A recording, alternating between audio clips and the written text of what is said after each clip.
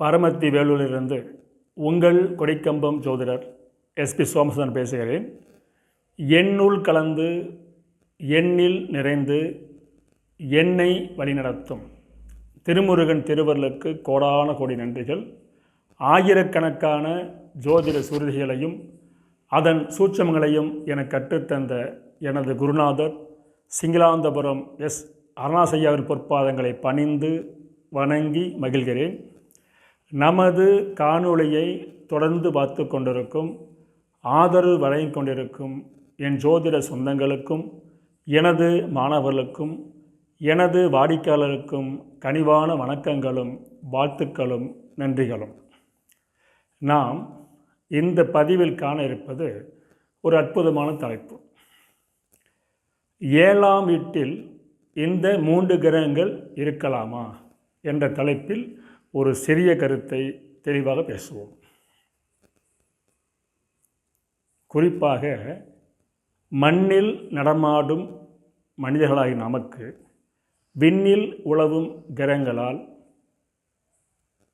நிறைய தொடர்பு இருக்கிறது. அதிலும் குறிப்பாக சில கூட்டு கிரகங்கள் ஒரு சாதாரண மனிதனை உயர்ந்த இடத்துக்கு அழைத்து செல்லும். இன்னும் சில கூட்டு கிரகங்கள் உயர்ந்த வாழ்க்கையை தாழ்ந்த இடத்துக்கு கொண்டு செல்லும். குறிப்பாக நிம்மதியை இழந்து கவலையை சுமந்து வாழ்நாள் முழுவதும் கண்ணீர் பயணத்தோடு செலவைக்கும் கிரக அமைப்பும் இருக்கிறது. அதை நாம் சற்று விரிவாக பார்க்கலாம். ஸ்க்ரீனில் பாருங்கள், ஒரு உதாரண ஜாதகம். இது ஒரு ஆண் ஜாதகம். 28/10/1984 10:05 இரவு PM. இவர் பிறந்த நட்சத்திரம் பாதியில் மூலத்தில் பிறந்திருக்காரு. 2 வருஷம் 11 மாதம் 4 நாள் இருப்பு. பிறந்த நாமக்கல் மாவட்டமே. மிதுன லக்கணம். லக்கணத்துக்கு 5ஆம் வீட்டில், அதாவது துலாத்தில் சூரியன், புதன், சனி பகவான். லக்கணத்துக்கு 6ஆம் இடமாகிய விருச்சிகத்தில் சுக்கிரன், கேது. லக்கணத்துக்கு 7ஆம் இடமாகிய தனுசில் குரு பகவான், செவ்வாய், சந்திரன். லக்கணத்துக்கு 12ஆம் வீட்டில் ராகு. இது ராசி நிலை. நவாம்சனை எடுத்துக்கிட்டிங்களா, கும்ப லக்கணம். லக்கணத்தில் ராகு, மேஷத்தில் புதன், ரிஷபத்தில் சனி பகவான், மிதுன சந்திரன், சிம்மத்தில் குரு, கேது, துலாத்தில் செவ்வாய், விருச்சிகத்தில் சுக்கிரன், மகரத்தில் சூரியன். இவர் பிறக்கும்போது கேதேச 2 வருஷம் 11 மாதம் 4 நாள். அதுக்கப்புறம் சுக்கிர சேவை முடிஞ்சு, சூரியன் முடிஞ்சு, சந்திரச 10 வருஷம் பூர்த்தியாகி இப்போ செவ்வாய் தேசத்தில் சனி புத்தி ஓடிக்கிட்டு 4/4/2027 வரலும் செவ்வாய் புத்தி, செவ்வாய் தேசத்தில் சனி புத்தி. சரி, இப்போ இந்த ஜாதக கிரகம் பார்த்துக்கிட்டிங்க. இவர் பாருங்கள், 7ஆம் வீட்டில் 3 கிரகம் இருக்குது. யாராக இருக்கா? குரு, செவ்வாய், சந்திரன் இருக்காங்க. இப்போ கௌசிக சிந்தாமணி ஒரு நூலில், அதாவது தர்க்க ஜோதிடம் அப்படிங்கிற நூல் பாட்டு, அருமையான பாட்டு பாருங்கள். நன்னிய குடும்பம் 7இல் நலமில்லா கொடியோர் நிற்கில் பார்க்கில் பெண் அணை 2-3 வேரை மணப்பான் நன்றாய் எண்ணிய திசை பொசிப்பில் இழந்திடும் தாரம் என்றும் மண்ணில் கௌசிகா வஷ்ட வீத்தின் தீர்ப்பாயன் பாட்டு. 4 வரி பாட்டு தான். மீண்டும் பாட்டு நினைவுபடுத்திட்டு பாருங்கள். நன்னிய குடும்பம் 7இல் நலமில்லா கொடியோர் பார்க்கில் பெண் அணை 2-3 பேரை மணப்பான் நன்றாய் எண்ணிய திசை பொசிப்பில் தாரம் இழந்திடும் தாரம் என்றும் மண்ணில் கௌசிகா வஷ்ட வீத்தின் கண்டாய் அப்படின்னு பாட்டு. இது தர்க்க ஜோதிட நூல் இருந்தால் எடுத்து பாருங்கள். 397வது பாடல் வருகிறது. அற்புதமான பாடல். அந்த பாடல் என்ன சொல்லிட்டீங்களா, ஜாதகத்தில், அதாவது ஒரு ஜாதகத்தை எடுத்தோமா, குடும்பஸ்தானத்திலேயோ அல்லது 7ஆம் வீட்டிலேயோ 1க்கு மேற்பட்ட, 2க்கு மேற்பட்ட, 3க்கு மேற்பட்ட கிரகங்கள் இருந்தால், அல்லது 2ஆம் இடத்தை இருந்தாலும், 2ஆம் இடத்தை பார்த்தாலும், 7ஆம் இடத்தை இருந்தாலும், 7ஆம் இடத்தை பார்த்தாலும் அவர்களுக்கு தாரம் 3 அமைத்துக்கொள்ள அதிகாரம் உண்டு. அதாவது எப்படி சொல்லுங்க, 2-3 பேரை மணப்பான் வருது. இவருக்கு பார்த்தீங்களா 2 தாரம் பூர்த்தி ஆயிடுச்சு. இப்போ 3வது தாரத்துக்கு பார்த்துக்கிட்டு இருக்காங்க. என்ன கேட்டால் விளக்க சொல்கிறோம். இப்போ இந்த பாடல் படி இப்போ பார்த்தீங்க என்ன பண்ணுங்க, 7வது யார் இருக்கிறா? செவ்வாய், சந்திரன், குரு. யார் பார்க்குறா? சூரியன் 3ஆம் முறையை பார்க்குறாரு, சனி பகவான் பார்க்குறாரு. மொத்தம் 7ல் இருந்து 2 பேர் பார்க்குறாங்க. அப்படியே பார்த்தீங்களா, லக்கணத்துக்கு 2ஆம் எட்டு ராகு 3ஆம் முறையை பார்க்குறாரு, செவ்வாய் 8ஆம் முறையை பார்க்குறாரு, சனி பகவான் 10ஆம் முறையை பார்க்குறாரு. அப்போ 7ஆம் இடமும் 2ஆம் இடமும் பாவர்களால் பார்க்கப்பட்டு அந்த இடம் பலவீனமாகிறது. இப்படி அமைந்துவிட்டால் ஜாதகன் 2க்கு மேற்பட்ட தாரம் செய்து கொள்ள அதிகாரம் உண்டு என்பது கௌசியருடைய அருமையான வாக்கு. சரிங்களா? இந்தபடி அமைஞ்சிருக்கு. இவருக்கு பார்த்தீங்கன்னா கேதிச ஒரு 3, சுக்கரஸ் 20, சூரிய சில இவருக்கு கையில் ஆச்சு.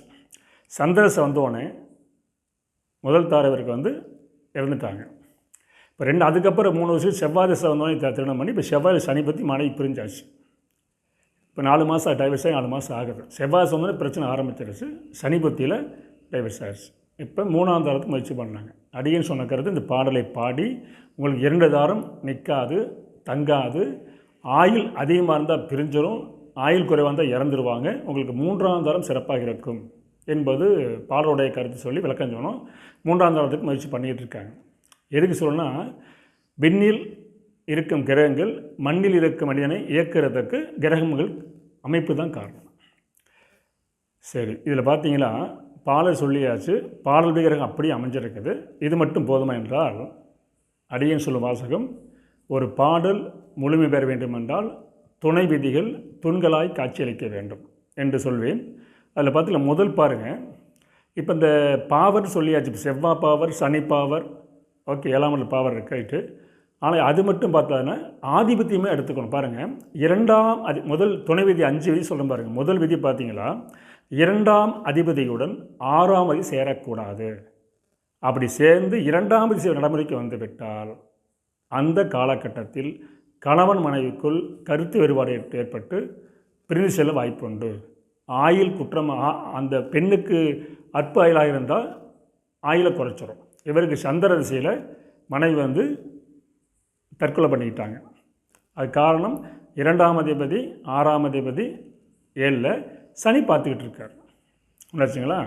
அடுத்து பார்த்தீங்களா, 7ஆம் அதிபதியுடன் 6ஆம் அதிபதி சேரக்கூடாது. அப்படி சேர்ந்து 6ஆம் திசை நடைமுறைக்கு வந்துவிட்டால் கணவன் மனைவிக்குள் கருத்து வேறுபட்டு பிரிந்து செல்ல வாய்ப்பு உண்டு. இவருக்கு பாருங்கள், இப்போ திசை சந்திர திசையில் மனைவி இறந்துடுறாங்க, முதல் மனைவி. செவ்வாய் திசையில் 2ஆவது மனைவி இறக்கலை, பிரிஞ்சிடுறாங்க. ஏன்னா 6ஆம் அதிபதி வழக்கு பிரிவினை கொடுத்து சந்தேகத்தை கொடுத்து பிரிச்சாச்சு. அந்த பெண்ணுடைய நட்பில், பழக்க வழக்கத்தில், நடத்தையில் சந்தேகம் ஏற்பட்டு அது உண்மை நிரூபிக்கப்பட்டு பிரிஞ்சிட்டாங்க. இவருக்கு 3ஆம் தாரத்துக்கு எதிர்பார்த்துட்டு இருக்கார். வயசு இப்போ 42 வயசு ஆகுது. 2 தாரம் முடிச்சாச்சு. கிரகம் தான் ஜெயிக்கிறது. 2ஆச்சுல 3ஆவது பாருங்கள், 2ஆம் அதிபதிக்கும் 7ஆம் அதிபதிக்கும் சாரந்த கிரகம் 6இல் மறையக்கூடாது. இவருக்கு 2ஆம் அதிபதி யாருன்னு பார்த்தீங்களா, சந்திரன். நிற்கிற சாரம் யாருன்னு பார்த்தா மூலத்தில் நிற்கிறாரு. மூலம் 3ஆம் மாதம். மூலத்தின் அதிபதி கேது. கேதுவக லக்கணத்துக்கு 6இல் மறைவர். சரி, 7ஆம் அதிபதி யாருங்க? சுக்கரன், இந்த குரு பகவான். அவர் நிற்கிற நட்சத்திரம் பூராட 1. பூராடத்துக்கு அதிபதி யார்? சுக்கரன். அவர் லக்கணத்துக்கு 6இல் மறைவு. அப்போ 2ஆம் எட்டு அதிபதிக்கும் 7ஆம் எட்டு அதிபதிக்கும் சாரம் தந்தவர் 6இல் மறைந்தால் மனைவி பிரிவினை தருவாள், பிரிந்து செல்வாள். 3ஆச்சுங்களா? 4வது பாருங்கள், பொதுவாகவே சுக்கரன் 6இல் வரக்கூடாது. ஆண்கள் ஜாதத்தில் சுக்கரன் 6 இருந்து விட்டால் அந்த ஜாதருக்கு அவர் திசை வரும்போதோ, அதாவது சுக்கரஸ் வரும்போதோ, சுக்கர் நின்று விட்டு அதிபதி வரும்போதோ கணவன் மனைவிக்குள் பிரிவினையை தந்தே தீரும்.